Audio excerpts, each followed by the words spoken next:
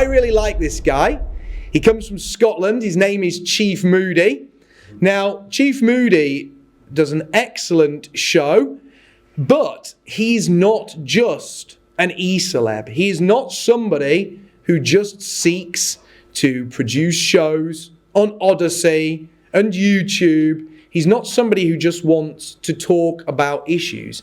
This is a very brave young man who not only talks, but acts. He's a guy that is new to this movement, but he's already bridging the gap between online content creation and real world activity.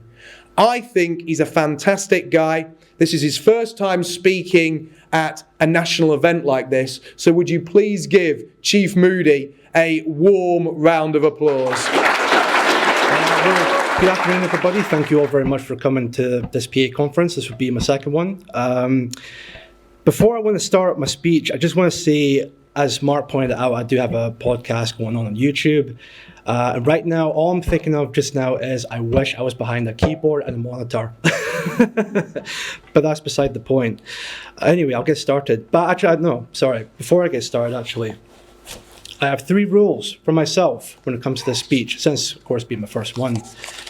Let's see. So, rule number 1, I'll just put it here. Make a joke about keyboards and monitors, which already did that, so check.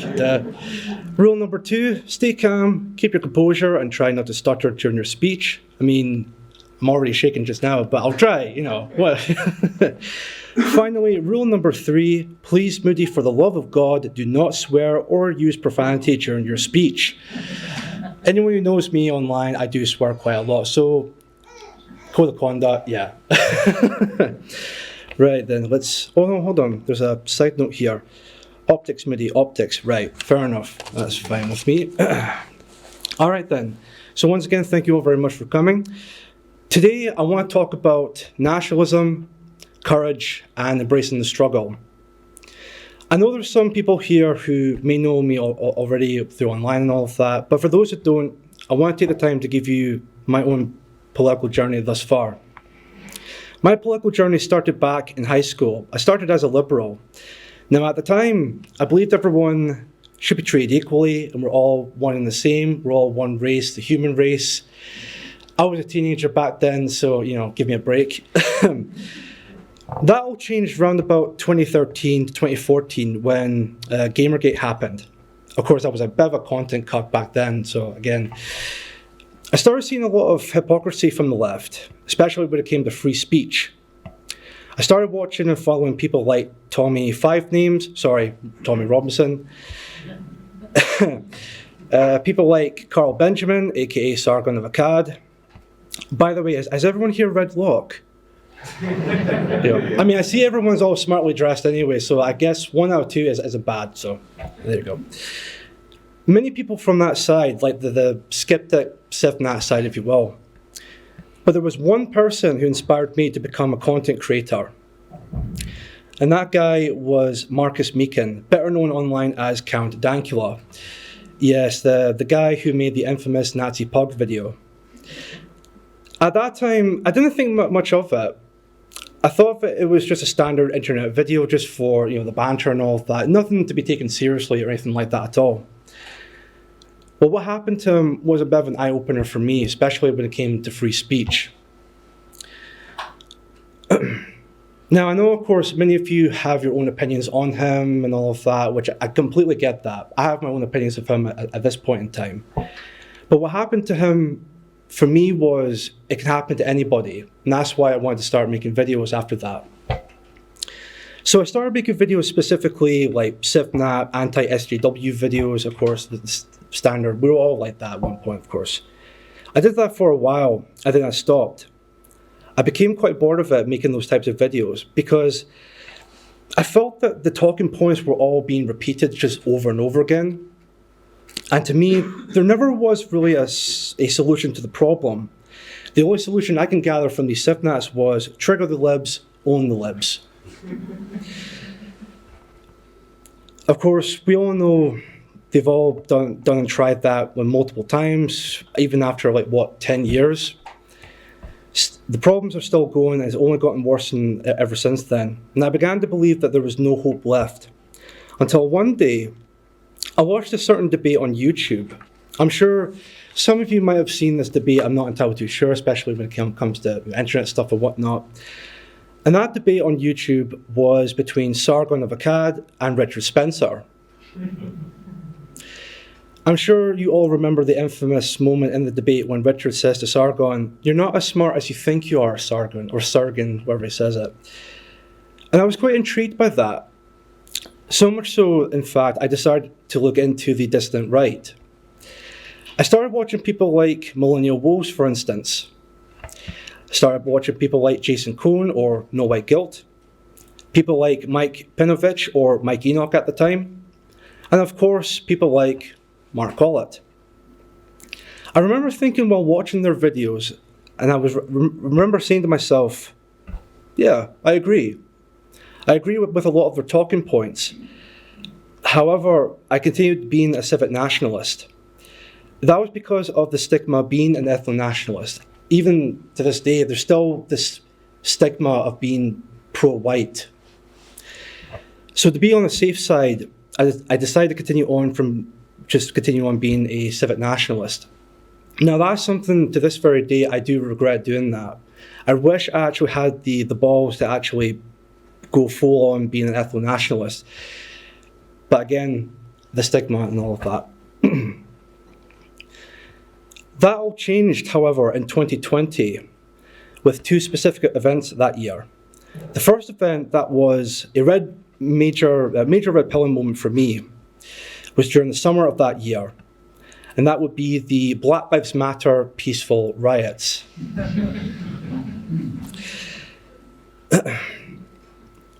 What shocked me and angered me the most during these riots was not just the destruction of private property and small businesses. It was the attacks and killings that occurred. There were even photographs I remember seeing on Twitter or any other, or Facebook or any other social media platform that had black people holding up signs that reads like "kill all white people" or something to that effect. I'm not entirely too sure. But even seeing that, I remember thinking to myself, imagine if it was the other way around. If it was a group of white men or white people holding up signs, "kill all blacks" or Asians or anything like that, you would never hear the end of it. Never hear the end of it. The complete hypocrisy from the mainstream media is outstanding. There was another event that happened later on that year, another debate on YouTube. And I'm pretty sure you all may remember this particular debate. It was the debate between Laura Towler and Ricky Dooland. Now, British passports and 8 million memes aside, that debate, again, was an eye-opener for me as well. So much so, in fact, I decided to delve into ethno-nationalism even more. After doing some research and finding out that the real issues we're facing today, I was feeling a lot of different emotions at the same time, and I'm pretty sure everyone in this very room might have went through the same road that I did. These emotions included confusion, disgust, and anger. I soon realized that the problems we're facing right now are entirely deliberate. It's racial, it's anti-British, it's anti-European, it's anti-white. The first thing I read out was demographics and a prediction by Professor David Coleman of the Oxford University of white Britons becoming a minority by 2066. Then I had a look at the victims of multiculturalism.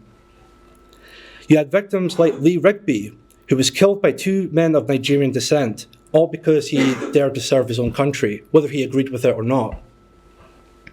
You had cases like Chris Donald. This affected me personally, not just because this case was very close to home, but it was how they murdered him and the reason why they did it. Chris Donald, of course, everyone would know, was kidnapped, brutally tortured, and murdered in Glasgow by a gang of Pakistani men. When they were arrested and took into questioning, they said they killed him because he was white. This was clearly a racially motivated attack. But it doesn't stop there, folks. As a matter of fact, further along with our research, it gets a lot worse. The victims, as we all know, are not just white men or white women, but our white children are being victims of this multiculturalism too. May I remind you all of the horrific case of Emily Jones. On March 22nd of 2020, just a shy of 2 years, by the way, just a shy of 2 years, she was only 7 years old when her life was taken away by an Albanian woman. 7 years old, folks. 7 years old. There are many examples of these cases, but what happens? These cases get swept under the rug, all for the sake of diversity, all for the sake of multiculturalism. You have the horrific cases like South Africa with the white farmers. One of my first ever videos I did covered that. It must have been the third or fourth video, I'm not entirely too sure. And I stopped talking about it because of the sheer brutality of it all. I just couldn't believe it. And please, folks, do not dare get me started on the grooming gang scandal that took place in places like Rotherham, Telford, Rochdale, and so on. We had 19,000 British children, boys and girls, who were groomed, tortured, and raped in 2019. Not 190, not 1,900, 19,000 of our British children being affected by this. And the abusers themselves, the reason why they did it was because they saw them as easy meat.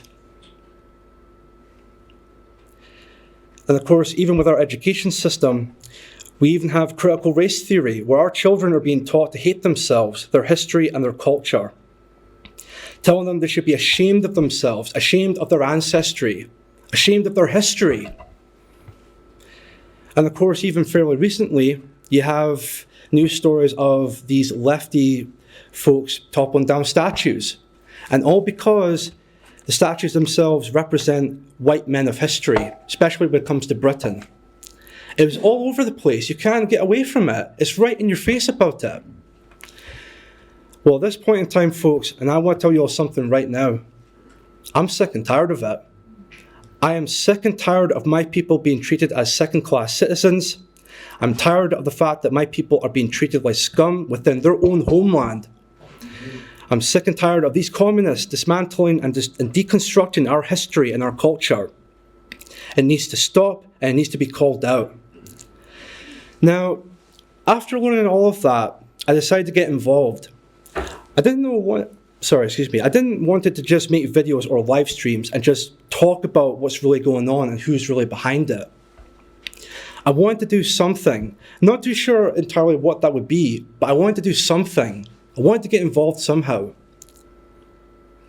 So then I had to look into Patriotic Alternative. I had to look through the manifesto, and I said, yes, this is a group not only would I support, but I want to be a part of. I can't remember if it was me or Cy from PA Scotland who got the ball rolling for me joining PA, but we got in contact, and for the first time I met up with him and PA Scotland was in Arthur's Seat in Edinburgh. I will be honest with everyone here, I was nervous. This was because of the mainstream media's portrayal of nationalists. Now, I mentioned earlier on that people like Tommy Robinson and all of that, quote unquote nationalists, but they're not really nationalists. Sorry. When it comes to actual nationalists, the mainstream media always portrays them as these balding, thuggish brutes with swastikas all over them, throwing up the Roman salutes like day in and day out. And I was very nervous with that, I'm not going to lie. That narrative was shattered when I first met Cy and the others. I was shocked. Even when I first met Cy, I thought to myself, oh, he's just a normal dude. So we met up. I had a walk with them, of course. We then went to the Scottish Parliament and took a photograph with a leaflet. I'm not entirely too sure what, it might have been actually the anti-SNP leaflet, I'm not entirely too sure. For the next year, I would continue to participate in further activities with PA Scotland, including litter picking, banner drops, and leafleting. And unfortunately, no, I was not at Ben Nevis, so to this day, I'm still thinking to myself, well, I really wish I was there, but it happened. So.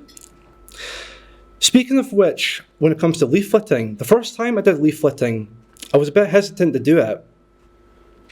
And the reason why I was hesitant in doing that was because I tend to overthink. I tend to overthink such possible possibilities or scenarios, say like the member of the general public might spurg out and might even call us out for being racist or whatnot, or even groups like Antifa might come around the corner somehow, but again, I tend to overthink with that. Again, I was really hesitant in doing that. As a matter of fact, when I posted some of the leaflets for the first time, two of the guys who, of course, I can't name them because they're not public speakers or anything like that, they were the ones that even said that, again, I should really work on it regarding to that. And even when I was posting leaflets, I was just acting almost like...